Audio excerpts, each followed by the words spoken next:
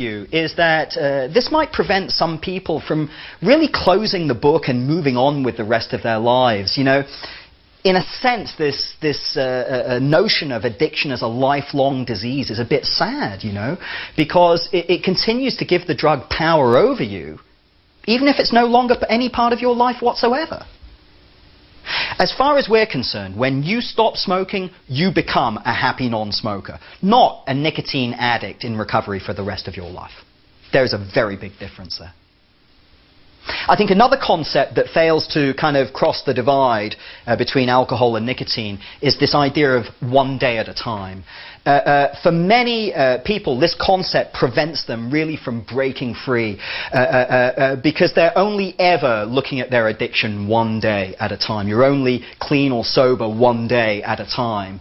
You know, we believe that as soon as you put this whole thing behind you and you begin to rack up the smoke-free days and weeks and months and years, there is absolutely no need to continue to take things one day at a time. The facts of smoking never, ever, ever change. So what's the point of having the same debate on a daily basis?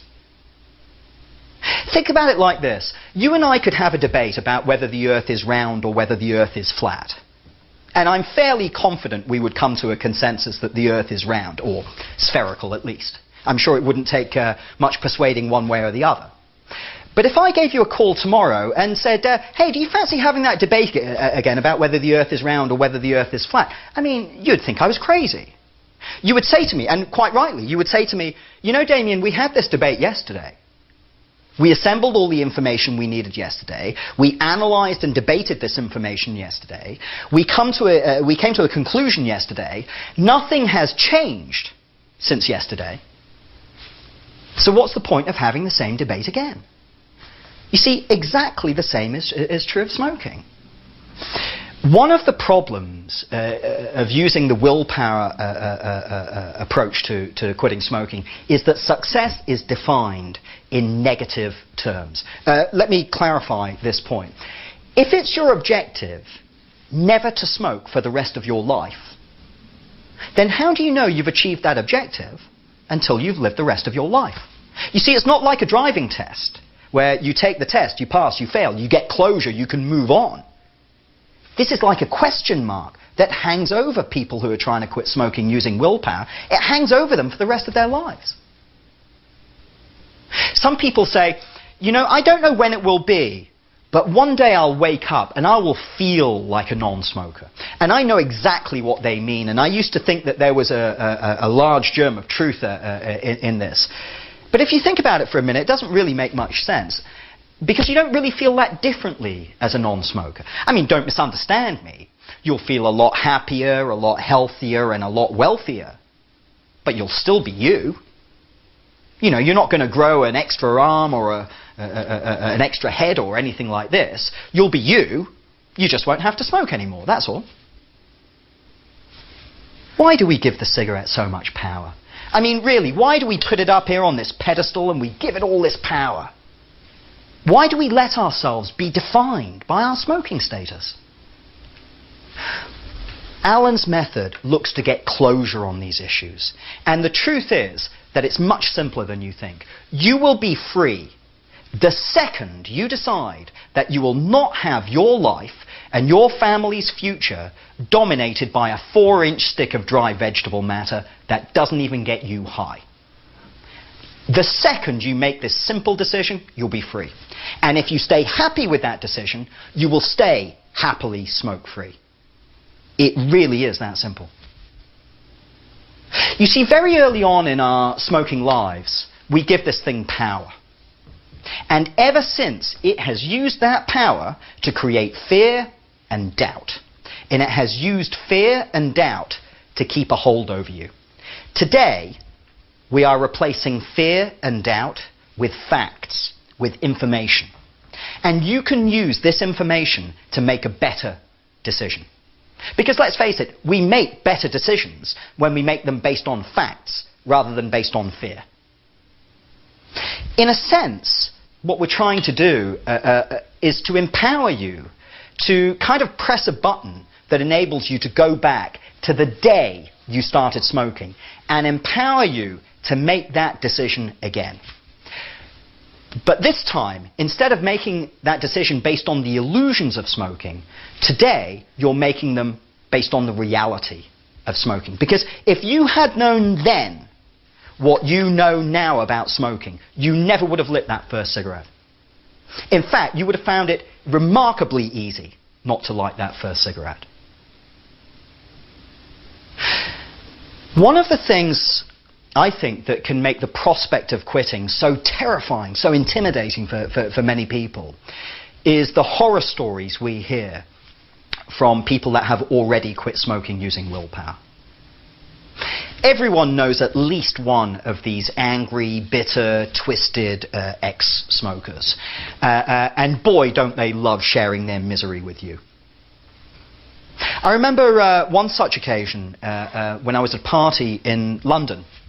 And a guy I had never met sort of drifted over to our group, and he introduced himself, and there was a bit of a lull in conversation, and he turned round to me and he said hi, he said, I see you're a very heavy smoker, and he said, I wanted to share with you how I quit smoking. And to be honest with you, I felt that this was extremely rude. I mean, to go up to someone that you've never met before and start lecturing them how to quit smoking, I feel this is very rude. But of course, being a polite Irishman, I just nodded and carried on listening. And I have to admit, it was actually a fascinating story. What had happened is that this guy had gone with a bunch of friends to Dublin in Ireland on a stag weekend, on a bachelor party weekend. And of course these young men had not used alcohol responsibly. They'd been pounding down the Guinness and the whiskey chasers, as boys will be boys. Anyway, this guy was not a big drinker, and he had sort of fallen over fairly early in the evening. So his friends had taken him back to the bed and breakfast, and they'd dumped him in the bed and breakfast, and they had gone back out. Anyway, when he was back in his room, this guy had been copiously, violently sick from all of the alcohol. And he said to me, he said, Damien, when I woke up the following day, he said, you would not believe how bad I felt. He said, all of the alcohol was out of my system because I'd been so sick the night before. He said, but I had that smoking hangover. You know, the one where you've smoked your boots off the night before. It's like someone's parked a truck on your chest. Your mouth, your throat, your head, your chest, your lungs, your stomach. I mean, you feel toxic. Well, actually, you are toxic. I mean, you've been poisoned, and this is exactly how it feels. Anyway, this guy was lying in bed, feeling absolutely dreadful, and he said, this thought just popped into my mind. He said, this didn't make any sense. He said, I refuse to accept that it was somehow mandatory for me to go through the rest of my life doing something that made me feel this bad. He said, it just didn't make any sense. I didn't do it in any other area of my life, so why would I have to do it here? Okay, I overindulge with alcohol a couple of times a year, but I don't wake up the next morning and start drinking again. I give it a rest. And he said, there and then, I decided, I was done with this. I'm going to have the smoking debate. You know, the one we always promise ourselves we're going to have, and we never seem to quite get round to having it. Anyway, he said, I'm going to have the smoking debate. And what's more, I'm going to decide, I'm going to act on whatever I decide. So if I decide that I'm going to stay a smoker, I'm going to stay a smoker. I'm never going to try to cut down. I'm never going to try to quit. I'm just going to try to be happy, try to make the best of it, try and get on with life. And if I decided that I was going to quit smoking, I made a commitment that I would never, ever, ever touch a product that contained nicotine in it ever again. And I would just try and be happy, I'd try and make the best of it, try and get on with life. This was the commitment that he made himself. So he started to go through the pros and cons of smoking in his mind. And he said to me, you know, I realized I just could not find an excuse to keep doing something that made me feel this bad. He said, I just couldn't do it. He said, I went through the pros and cons of smoking. I looked for any excuse to keep smoking. Couldn't find one anywhere. And he said, there and then, I made a decision. He said, I didn't care whether it was going to be easy or difficult. I didn't care. I made a commitment that I would never, ever, ever smoke another cigarette as long as I lived. And he said, you know what? It was easy. He said, I was expecting to find it difficult because every other time I tried, it was impossible. He said, this time it was a piece of cake. He said, I just walked away from the whole thing. Now, I'm standing there listening to this guy tell this story, and this is during a period of my life where I'm trying to quit smoking every single Sunday night. I would have given anything to quit smoking. And so I'm listening to this story, and as you can imagine, I'm beginning to get pretty interested. And because basically what this guy's saying is that it's all up here, it's all in your head.